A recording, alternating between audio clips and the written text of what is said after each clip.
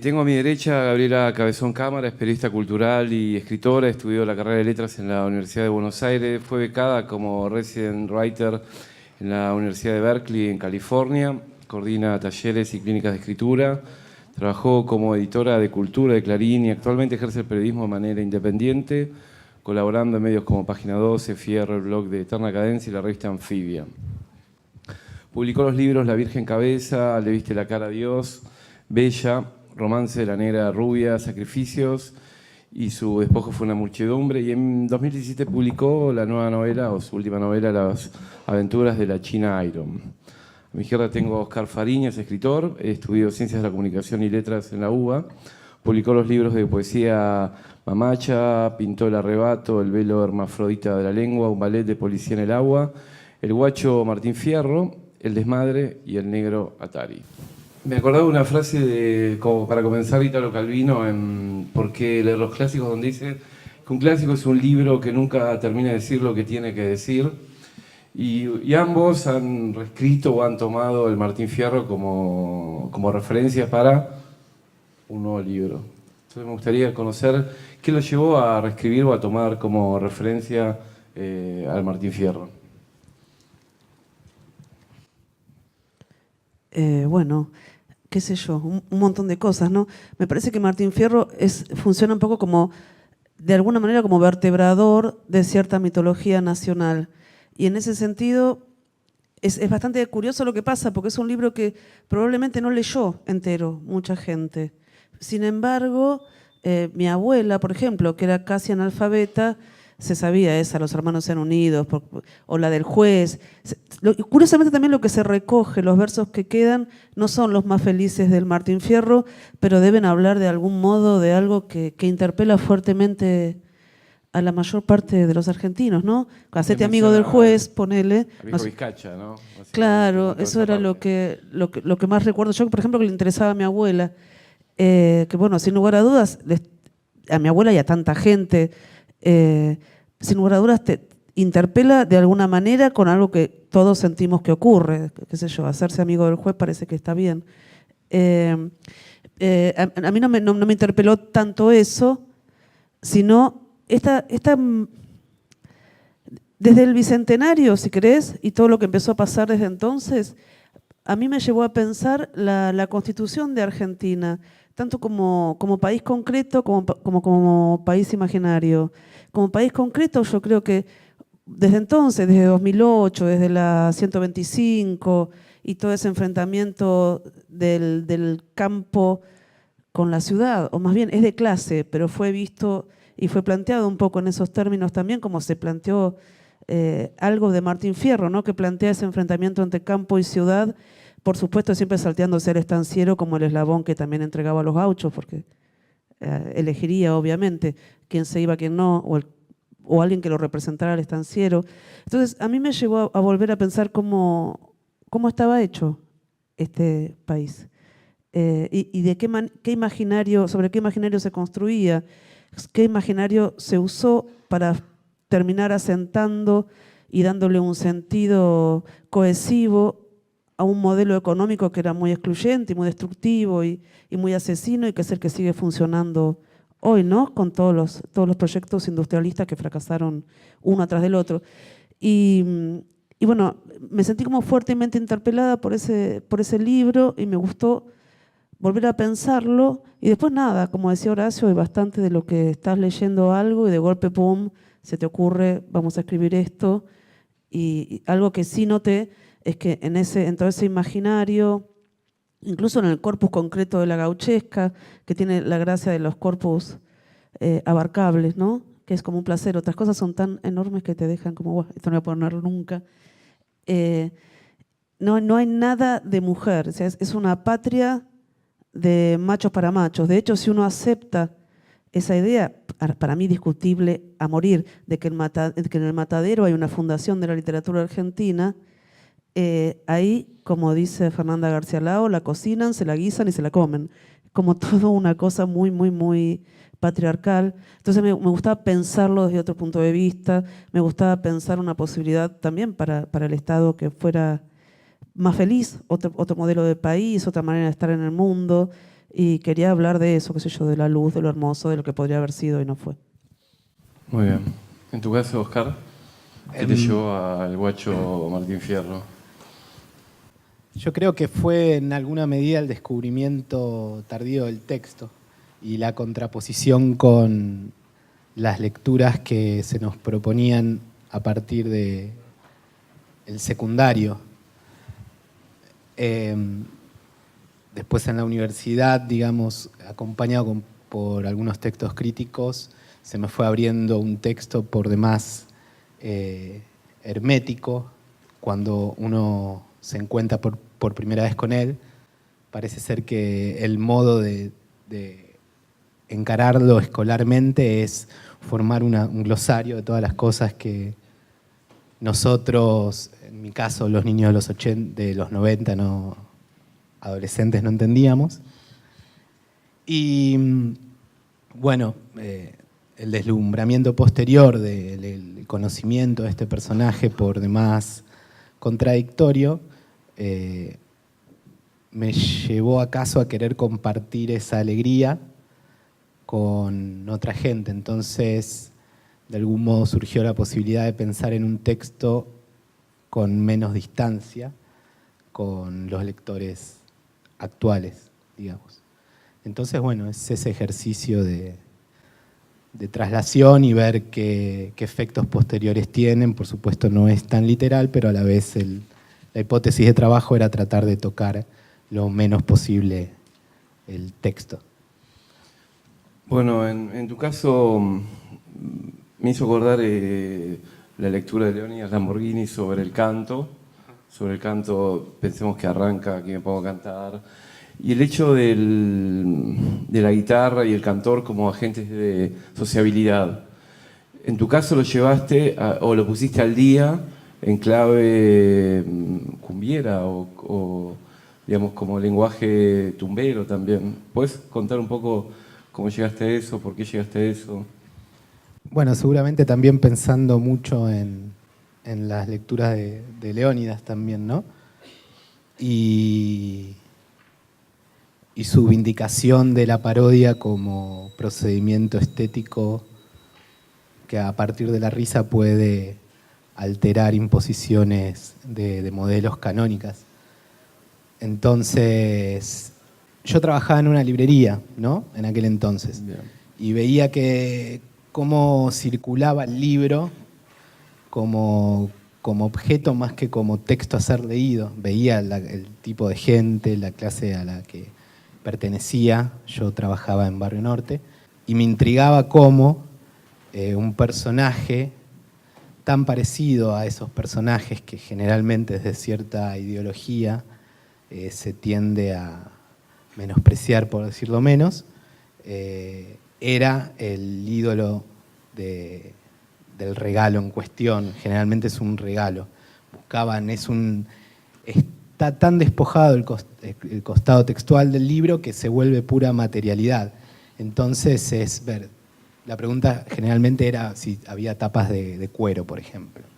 Tengo una versión que me han regalado. Claro. Seguro Santa Fe. Se regala. O Sancor. Traducida al inglés. Está muy bueno. Sí, es un libro para regalar, no para leer, ¿no? Es rarísimo, totalmente. Y sobre todo se regala mucho a extranjeros, a gente que no tiene... Si un chico nacido en Argentina tiene tan pocas posibilidades de hacer un acercamiento directo con el texto, imagínate con alguien que no habla el idioma.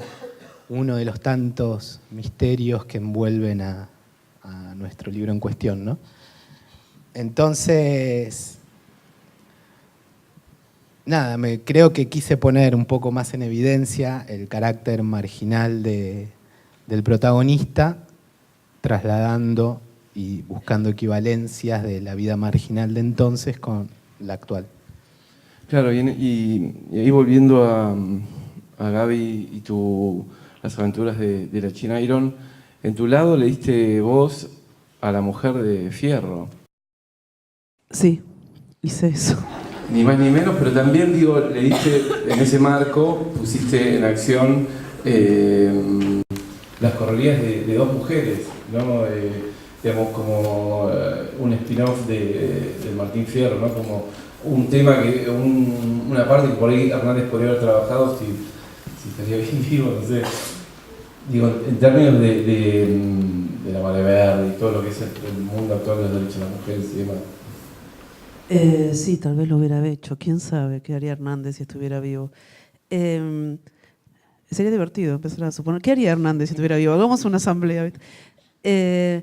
Sí, me interesó contar, ya te digo, como otra posibilidad. En principio, es un texto que se aleja mucho formalmente del original y trata de salir de ahí en muchos sentidos, ¿no? En lo formal, porque incluye, tiene una prosa que no tiene nada que ver con la métrica. Yo escribí otros libros que sí tenían una métrica muy marcada. Tiene otras lenguas incorporadas de una manera más o menos tranquila. Tiene una música que es otra, que no es octosilábica, y trata de reconstruir el paisaje de la Pampa como sería entonces y de devolverle algo de esa posibilidad edénica, ¿no? Que en este caso se constituye por la mirada que generan cada uno el encuentro de dos mujeres. La mirada sobre el paisaje, la mirada sobre el mundo, la mirada sobre esa luz, el contraste, digamos, de alguna manera la China conoce su propio lugar por contraste con los relatos de la otra, ¿no? Pero no ya como una traducción, ya no, digamos, el chimango no es un águila chiquita, sino que el águila es un chimango grande. O sea, quise hacer como una operación que invirtiera la operación clásica y qué sé yo, sí, son dos mujeres. Me parece que si hay algo que le falta a toda esa mitología que compartimos los argentinos, con la que Martín Fierro tiene tiene un montón que ver, son mujeres, no hay mujeres que tengan grandes aventuras, no hay mujeres que sean protagonistas de largos relatos, no porque efectivamente en la historia no las haya habido, sino porque no se recogieron, ¿no? Digo, aún para mí, cuando yo estudié en la Facultad de Letras, yo no sé cuántas autoras del siglo XIX leí, tiendo a pensar que ninguna, porque no me acuerdo. Y fue una búsqueda mía, como de tanta gente, más luego poder leer, no sé, a Gorriti, Manso, etcétera, etcétera. Pero tuve que ir a buscarlas. Y Como Amalia es la primera novela argentina, pero... Y ahí también homenajes, ¿no? Como digo, La China por Josefina Ludmer, hay momentos Zaira, hay momentos Juanela, hay momentos Aira, digo, también ahí apareció, digo, en este motor de la reescritura o de homenajes a las lecturas también, ¿no? A gente que te... Sí, me parece que, bueno, a mí pensar Martín Fierro y pensar en reescribir algo que tuviera que ver con ese universo, porque es un universo ya, es como un largo recorrido, es algo a lo que se vuelve, tiene que ver con, de algún modo, releer mucho de la historia de la literatura argentina. Y bueno, y sí, ahí está lleno de homenajes y de apropiaciones, te diría más bien. Así, venga para acá. ¿Y qué es la lengua para ustedes ahora, ya entrando como a un campo más de batalla? ¿Qué es la lengua? Supongo que debería ser un problema, en principio. ¿Acaso un escritor debiera trabajar para delimitar el alcance de ese problema? No sé qué tan consciente se puede ser. Yo no sé si puedo ser muy consciente al respecto. Pero en principio creo que esa definición de Thomas Mann era que hablaba que escritor es aquel para el cual escribir es mucho más difícil que para el común de la gente. Adscribo profundamente a eso. Y creo que es un elemento que necesariamente debe problematizarse. Yo creo que, como vos dijiste, es un campo de batalla. Y sí, que es nuestro principal problema, nuestra principal materia, y que es una materia rara, ¿no?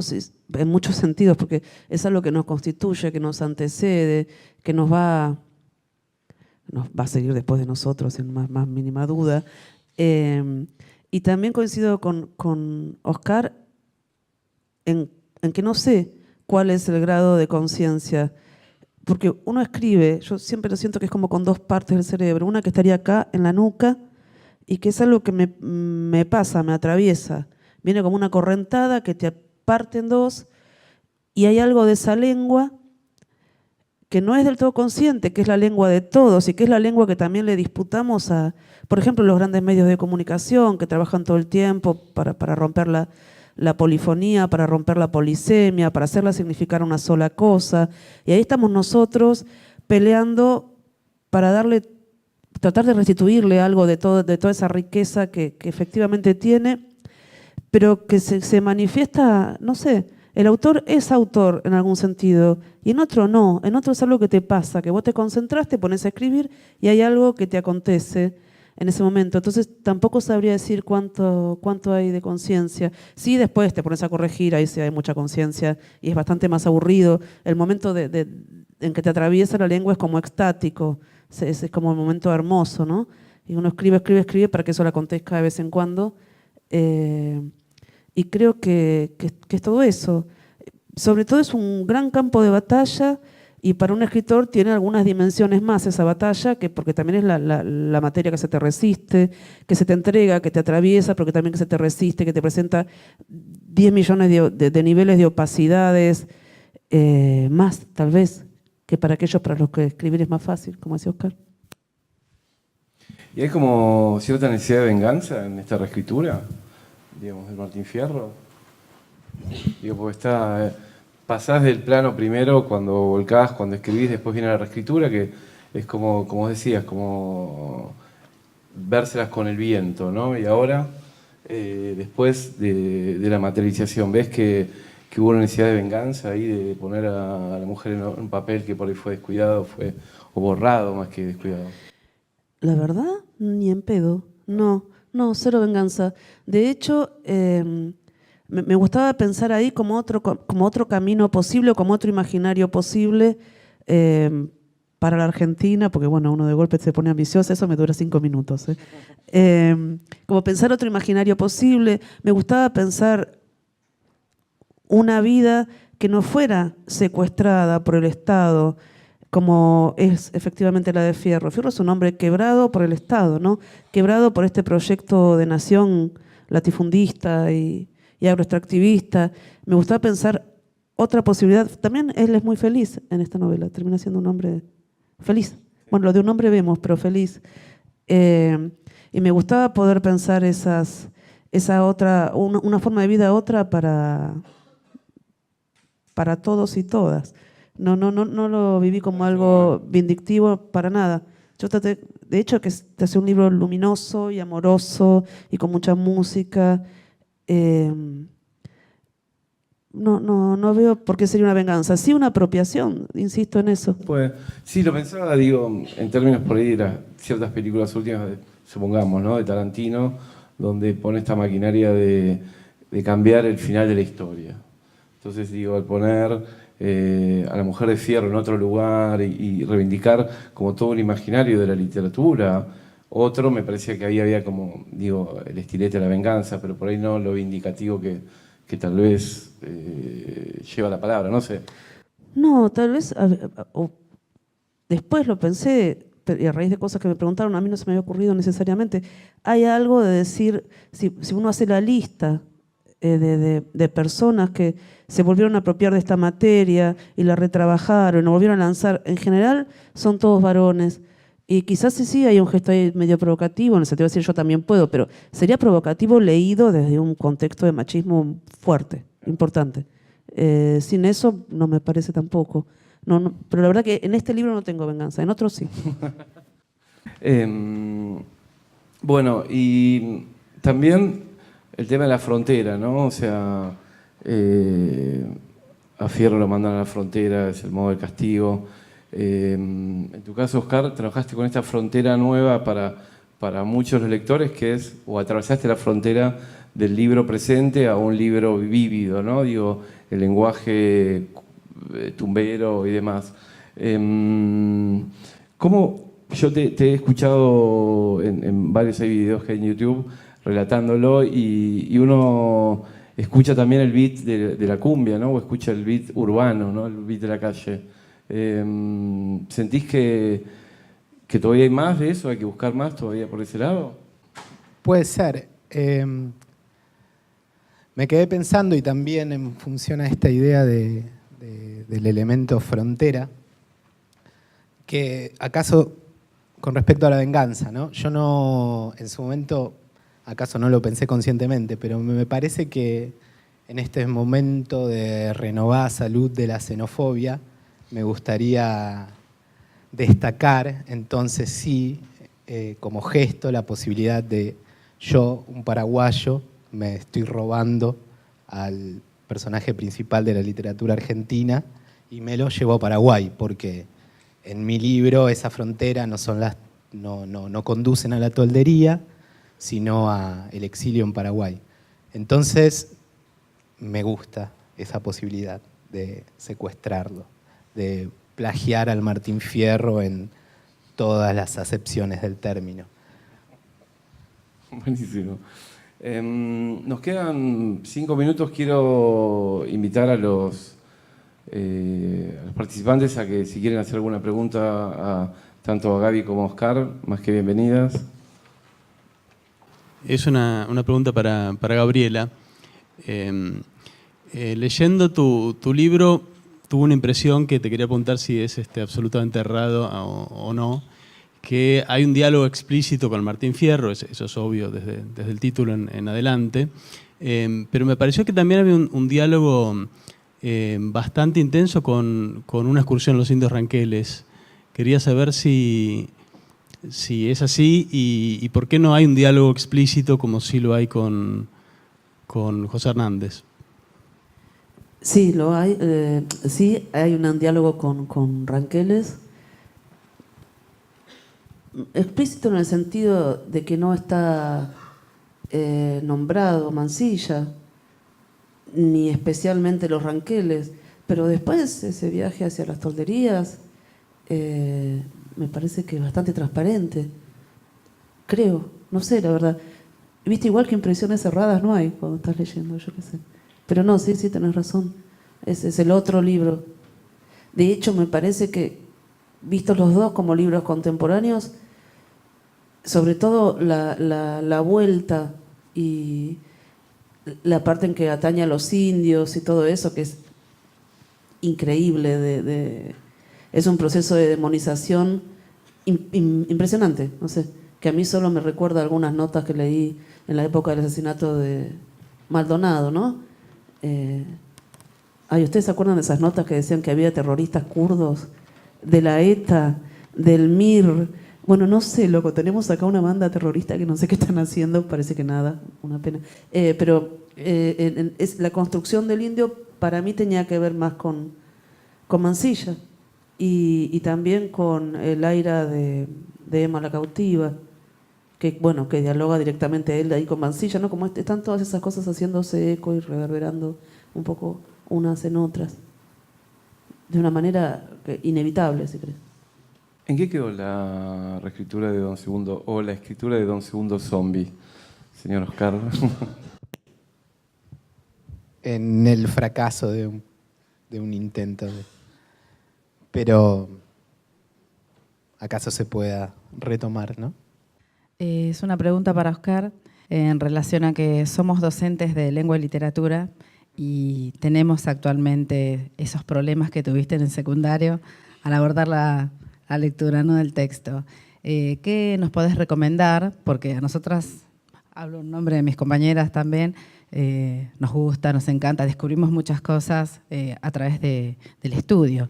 Vos hablabas de que descubriste algo a partir del estudio terciario. Entonces, pareciera ser que fuera necesario abordar esos estudios para poder apreciarlo. ¿Cómo hacemos para que los chicos puedan, más allá de lo que estudien en su futuro, apreciarlo, no? Uy, me mataste. No. ¿Puedo colaborar en algo? Háganle leer El guacho Martín Fierro. Es transparente. Eso al pibe lo interpela, habla de un mundo que de un modo u otro conoce, y ahí le entras de otra manera después al texto primero, digamos. Yo los pondría a leer El guacho. No sé qué te dice la directora del colegio, pero... Como hacemos con la poesía y la cumbia villera, tal vez. Me parece que yo haría eso de uno. Perdón. Gracias, Gaby. Sí, no, me salvaste totalmente. Sí, yo no tengo ninguna herramienta pedagógica que compartir. A lo mejor señalar un poco más esos textos laterales que pueden ayudar a entusiasmarse, a buscar como más la parte sensual del texto. A mí me ayudó Borges, me ayudó Leónidas Lamborghini, etc. Y gracias.